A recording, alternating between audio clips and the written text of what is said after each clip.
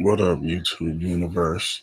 It's the dark skin dancing American. I had to come in and talk about my Lakers. That's 19-9. We had a struggle game. We had a struggle game. Braun had 23, 2 rebounds, and 6 assists. Um, we had DeAndre Ayton with 12 points, 1 assist, and 10 rebounds. That's good. We had Reeves coming off the bench with 17 points, 2 assists, and 2 rebounds.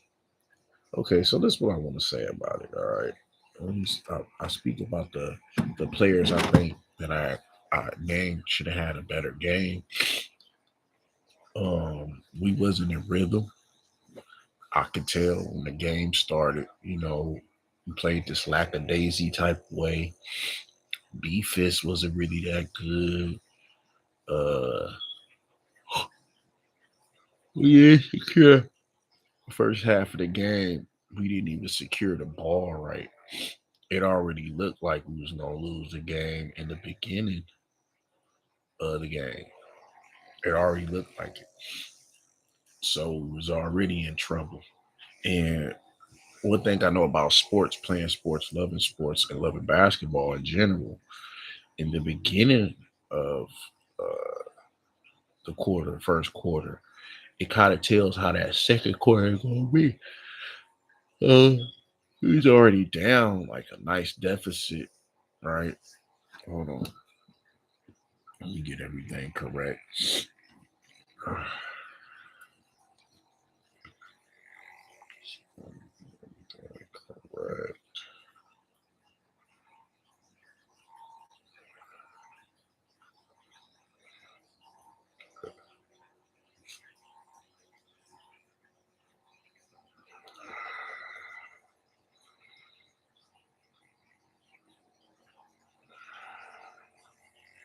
So the first quarter, we was already looking like a daisy, you know. Um, it just looked real type of. The game didn't look really good for us, you know.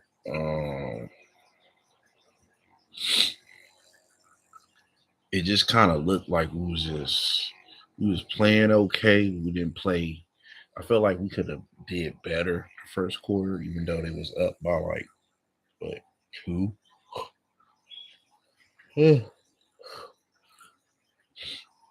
In the second quarter,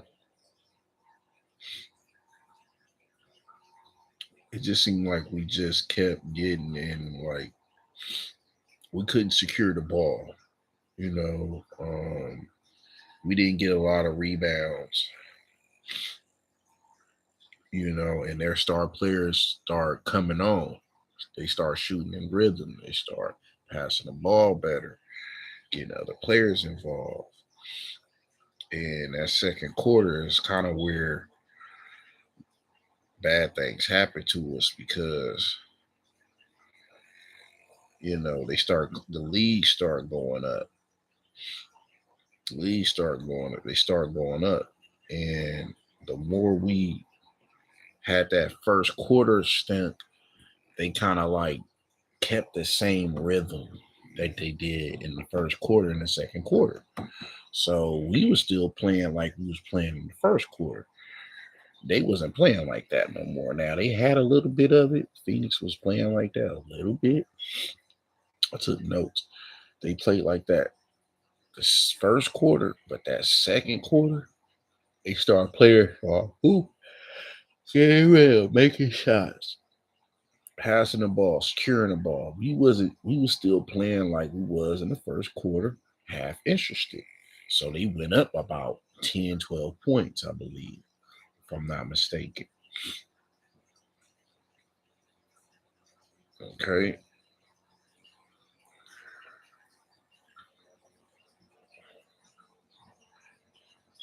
It was a 10-point lead because it was up by 12, and then we dropped it down to 10.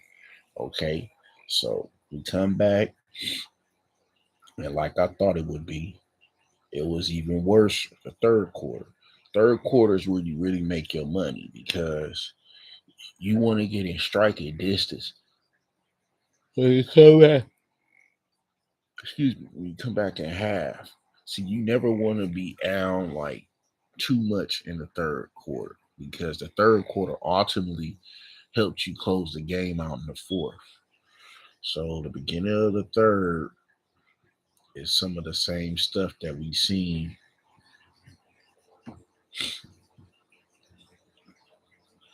in the second quarter. In the lead balloon, they believe they lead was actually they had a 10-point lead.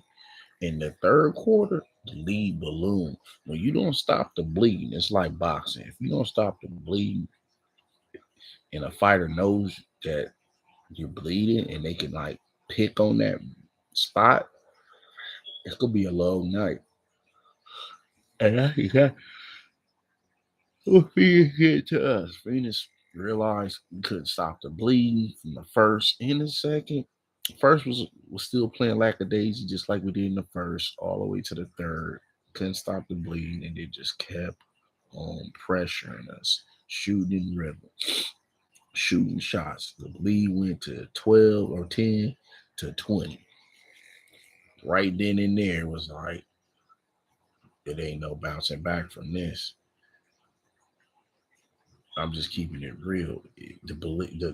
And like I said, just like in boxing, a boxer points out the weaknesses. If fighters cut and they see it, and they're a really good, great fighter, they go focus on that weakness, who could ultimately win the fight, even if they was giving them some problems in the first half of the fight. In this case, we didn't even really get them problems even in the second because that's when they had the they were shooting in rhythm better, and then the third they just stepped on the gas. The fourth was somewhat like the third.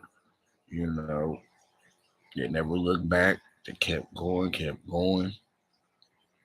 and next thing you know, you look up, you down 20 something point lead. Defense was bad. We didn't play with a sense of urgency. We didn't take care of the ball correctly. You know, kept shooting. It was shooting fouls towards the end, towards the middle of the game of the fourth quarter. It just was a lot of unnecessary shooting fouls. They kept holding on, securing the ball. It was just bad. We had a bad game. We didn't shoot the rhythm. You know, it just wasn't a blockbuster game for us. We again we played half interested in Capital. I hit that shot. When we turned the ball over, they made us pay every chance they can get. We ultimately lost. Ugh, it was so bad, fam. They we set our stars down.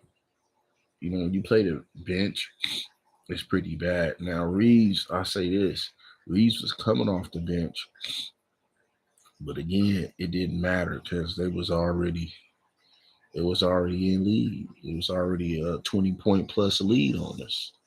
And the rhythm they're shooting in, we couldn't seem to stop the rhythm. And that's what happened ultimately.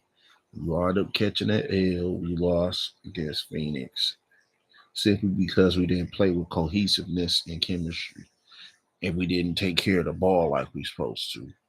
You know, and people talk about how you can point out flaws. So in this game, I'm gonna keep it 100. We played like we did in the first half, lackadaisy, and we did that for all four quarters. And that lets you know you can't do that with a team like Phoenix because At some point, they'll turn it on. And that's exactly what they did. They started turning it on towards the end of the second. They really turned it on in the third. That's when they really did their damage. The high shooting and the rhythm shots and passing it around, you know, getting us in foul trouble. In the fourth, that's when it really that's when that's when they set their foot on the gas. And we just didn't have enough. We didn't have enough energy. Um, didn't know how to take care of the ball we were supposed to. So it was real bad for us. We had a bad game. Hopefully next game we take it out on whoever it is. Let's see who the next people is. We might have to play them again. I don't know. Let's see.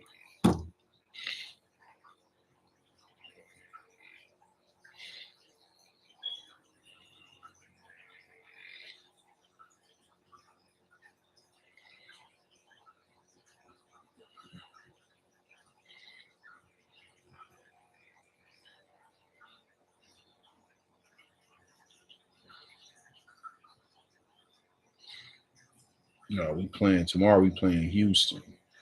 So yeah, they got away with it. They did it. We didn't play with a sense of urgency. We didn't secure the ball right. Um, and that's what happens when you go work together. They come and do their thing instead of us playing with a sense of urgency. The second quarter, we could have carried on the third and the fourth and towards the end of the game, but it wasn't like that. The game really started getting away from us in the third. And from there, it just looked even worse and ballooned, the lead ballooned in the fourth. And you can't do that with a team that's pretty good like that. You know what I'm saying? Like, yeah, I see their record, but the record don't mean nothing. It's what you do when you're playing against. That's why I try to tell people don't look at their record so much and think you're gonna have an easy way. Because you can lose. If you underestimate. All right, we nobody woo woo woo woo. And then you get on the court and you look up, you down there, man, 23 points in the fourth quarter. You're like, well, hold on. That's because you believe a record, so you can't see the record. You gotta look at the game in time, present time. The record can throw you off because if they play that night, you're gonna be in for a long night. So you can't always look at the record and assume that you're just going to easily beat a team. This is the pros. It's the NBA. It's the best around the world. So you got to bring it for any team you come encounter with, no matter how minuscule the stars look. It's not a day that you can say that, hey, because of their record, I can go ahead and take a back seat. Nah, you got to go full throttle. Even on teams that's minuscule on stars power, you still got to do it because you just never know. This might be the day all of them is clicking together. The chemistry and cohesiveness is popping, shooting in rhythm. People cutting to the basket. They're talking on defense and offense. Like, yeah, if you're not prepared, it's gonna be just like this game right here, where the lead balloons from 12 points to 23 points, 24 points. So now it's like it's getting crazy. So that's how I look at it. I think Lakers will come back better. We need to come back better with Houston because they even better team than the Phoenix Suns. So it ain't no playing like we played today. It's not gonna be good if we play like that. We gotta come with a sense of urgency, that energy popping right off the gate. So hopefully, we get our stuff together, we get the stars realigned, and we can use our star power and chemistry and cohesiveness to overdo Houston, because Houston is a big game. It's not a small game. Why? Because they're in the same conference as us, and they're trying to bump us out our spot. So the best way to do that is the best way to keep your spot and ranking in the NBA, especially in the West Coast, is what winning. So we gotta win and beat Houston. We already lost to a team that was supposed to be more better than, but that didn't change nothing. Yeah, because you can say this and that, but the results gonna be a different story. So now that we know, it's pretty much on to the next one, and that's just a harder task, which is Phoenix. So hopefully we play with a sense of urgency defensively right away. Uh, and again, we'll never look back. So that's how I got to look. That's how I broke down the Lakers game. And I'll come back again. Dark Skin Dancing American. Y'all make sure y'all press like and subscribe. All right.